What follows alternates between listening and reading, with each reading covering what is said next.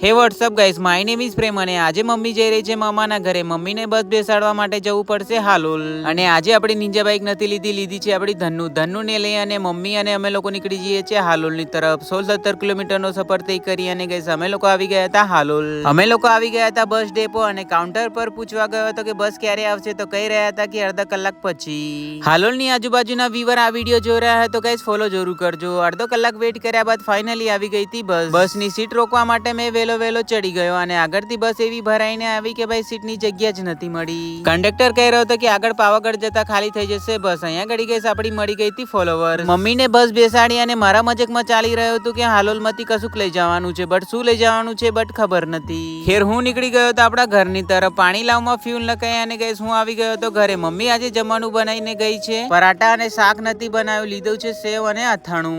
અને ગઈસ મારા ઘરે 2 બકરા છે અને ગઈસ આ છે કાર્યો, એના નાક પર ગુસ્સો રહેતો હોય છે. આની જોડે મસ્તી કરવા જાય તો ભાઈ મારવા દોડે, કાફી ખતરનાક છે.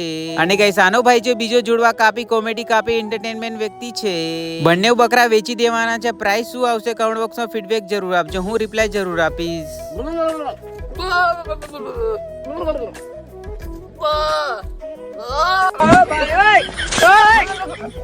Fiore.